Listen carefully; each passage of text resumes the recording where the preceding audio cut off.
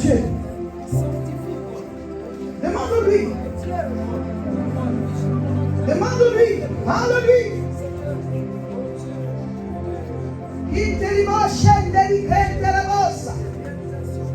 Jésus, voici les mains levées vers toi. Jésus, Jésus, Père, j'appelle à l'existence des choses qui n'existent pas et qui sont dans ton plan pour nos vies. Au nom de Jésus, miracle financier, miracle de bénédiction, miracle d'ouverture des portes, que la grâce sur la bombe dans vos vies. Que maintenant, tout ce qui était pauvreté avait trouvé, pauvreté avait sèche, soit taillé en pièces, renvoyé dans la Bible des ténèbres. Au nom de Jésus. Le Seigneur te parle.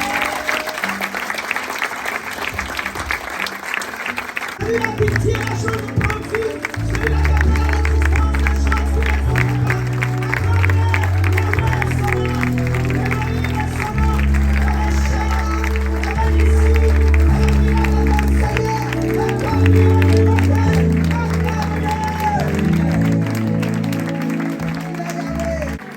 Sur toute la face de la terre, il est Dieu. Amen. C'est vrai que la fournaise était extraordinairement chauffée. La flamme tua les hommes qui y étaient jetés, c'est-à-dire Shadrach, Meshach et Abednego. Ces trois hommes, Shadrach, Meshach, Abednego, tombèrent liés au milieu de la fournaise ardente. Alors le roi Nebuchadnezzar fut effrayé et se leva précipitamment. Il prit la parole et dit à ses conseillers: n'avons-nous pas jeté au milieu du feu trois hommes liés? Ils répondirent au roi: certainement, ô roi. Il reprit et dit: eh bien, je vois 4 hommes sans lien qui marchent au milieu du feu et qui n'ont point de mal, et la figure du quatrième ressemble à celle d'un fils des dieux. Ensuite, Nebuchadnezzar s'approcha. Verset 30 jusqu'à 30. Oui. Ensuite, Nebuchadnezzar s'approcha de l'entrée de la fournaise ardente et prenant la parole, il dit à Shadrach, Meshach, Abednego: serviteurs du Dieu suprême, sortez et venez. Et Shadrach, Meshach, Abednego sortirent du milieu du feu. Les satrapes, les intendants, les gouverneurs, les conseillers du roi s'assemblèrent. Ils virent que le feu n'avait eu aucun pouvoir sur le corps de ces hommes, que les cheveux de leur tête n'avaient pas été brûlés, que leurs caleçons n'étaient point endommagés, que l'odeur du feu ne les avait pas atteints. Nebuchadnezzar prit la parole et dit: béni soit le Dieu de Shadrach, de Meshach, d'Abednego, lequel a envoyé son ange et délivré ses serviteurs qui ont eu confiance en lui, qui ont violé l'ordre du roi, livré leur corps plutôt que de servir et d'adorer aucun autre Dieu que leur Dieu. Amen. Voici maintenant l'ordre que je donne. Tout homme, à quelque peuple, nation ou langue qu'il appartienne, qui parlera mal du Dieu de Shadrach, de Meshach et d'Abednego, sera mis en pièces et sa maison sera réduite en un tas d'immondices, parce qu'il n'y a aucun autre Dieu qui puisse délivrer comme lui. Après cela, le roi fit prospérer Shadrach, Meshach et Abednego dans la province de Babylone. Amen. Alléluia. Est-ce que quelqu'un vous a dit d'acclamer? Mais vous-même vous avez acclamé. Pourquoi? Parce que la fin est intéressante. Mon frère, ma soeur, la fin très souvent est intéressante, mais le début fait pleurer. Le début fait peur. Le début, il faut du cran. Le début, il faut du courage. Parce que rien ne te montre que la fin sera applaudie. Ils ont écrit leur histoire. Le thème de mon message, c'est écris ton histoire. David était berger. À la fin, on dit qu'il est devenu roi. David a écrit son histoire. Abraham n'avait pas de fils. À la fin, il est devenu père d'une multitude. Il a écrit son histoire. écris ton histoire. Et tu seras seul. Face au gouverneur, face au roi et ses ordres, face à ton patron, face à la loi du pays où tu vis, face au fait qu'on n'y a pas de travail. Écris ton histoire, mon frère, ma soeur. Je vais te dire, la vie n'est pas facile, elle ne sera pas facile. Elle deviendra de plus en plus difficile. Mais il faut des hommes et des femmes de foi pour croire que Dieu existe. Et à partir de leur foi, le monde verra que Dieu existe. Ce jour-là, le roi a fait faire un Dieu qu'il fallait que tout le monde adore. Si tu ne l'adores pas, on te met dans une fournaise ardente. Leur vie était mise en péril. Leur vie était en danger. Qui va accepter de tomber dans une fournaise? Et que c'est pour que Dieu va te protéger. Hé mon frère, c'est risqué. Et si tu tombes dans la péril, rien ne se passe. Et si tu meurs? Shadrach, Meshach, Abednego ont écrit leur histoire. Quand on lit, c'est chic. Mais si tu étais là-bas, c'est pas chic, hein? On dit une fournaise, ça veut dire dès qu'on te met, tu es brûlé. Donc, soit tu te prosternes, ou bien on te jette là-bas.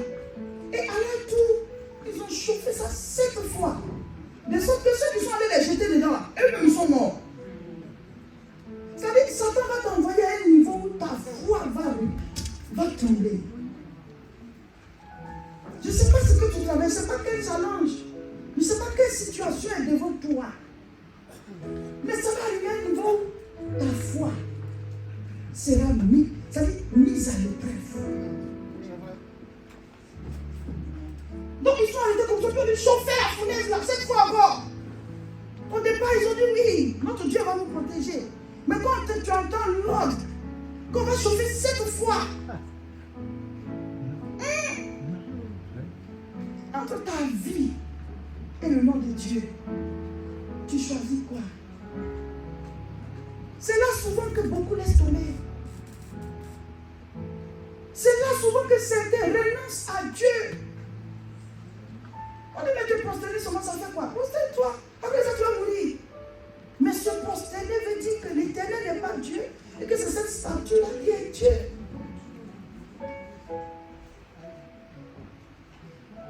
Or, eux, ils connaissaient le vrai Dieu. Donc, ils devaient avoir le courage de le communiquer au monde. Tu connais le vrai Dieu dans ta famille. Tu connais le vrai Dieu là où tu habites. Tu connais le vrai Dieu dans ton lieu de travail. Tu seras soumis à la situation où on te demandera indirectement de renoncer à Dieu. Sous peine même des amendes ou de réprimandes. Si tu ne fais pas ça, on va te faire ceci. Ton travail même est risqué. C'était le cas et c'était leur vie. On va vous jeter, puis même ceux qui les ont jetés dans le sont déjà morts. Et eux alors? Mais je veux vous dire, chers frères et sœurs, ce n'est pas un homme qui a créé le monde. C'est Dieu. Et Dieu existe. Il faut que tu aies conscience qu'il existe. Et il faut que tu acceptes de marcher avec lui, de vivre avec lui, de lui confier ta vie, d'avoir une vie de prière. Dieu ne va pas t'apparaître. Est-ce que les trois, Dieu leur a apparu? Non. Comme l'a dit mon mari, Dieu est dans sa parole. C'est pas forcément que tu vas le voir comme dans les films là. Non. Vous voyez, quand les gens disaient que Jésus va naître, on dit le Messie va venir, le Messie va venir. Israël croyait qu'il va sortir au ciel comme ça. Le Messie est arrivé, non? Il a accouché un petit bébé comme ça, il est né. C'est le Messie là. Donc souffrance on est dedans, c'est lui qui va nous sauver, lui il est bébé. C'est que je vois grandir. Souvent ta délivrance, ça va dire non, ça vient là. C'est-à-dire qu'est-ce que ça c'est vraie délivrance? Eh mon frère, ma soeur, Dieu est puissant. À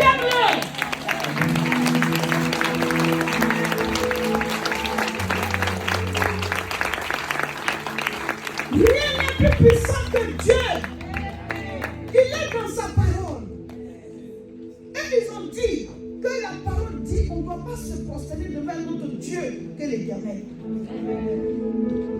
C'est pas que le Seigneur a parlé pour dire, les gars, comme vous êtes vraiment en épreuve, voici, je fais une vision pour que vous soyez fortifiés. Non, ils n'ont pas vu, ils n'ont rien vu. C'est la parole. C'est la parole. C'est pas qu'un feu est sorti. C'est pas qu'une fumée est sortie. La parole dit, on ne se prosterne pas devant notre Dieu que le Créateur. Point. Abednego, Shadrach, Meshach disent, nous, c'est ce qui est écrit là. Nous, on veut s'aligner à ça. La statue que tu viens de faire, on ne va pas se prosterner. Et le Dieu qui a dit de ne pas adorer notre Dieu, il va nous délivrer. Amen. Mais pendant qu'il le disait, c'est là que Satan agit. Dans ton cœur. La voix commence à te dire, et si ça ne marche pas?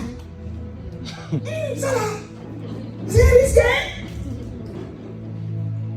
Et tu es mort maintenant, tu vas quoi? Et tes enfants?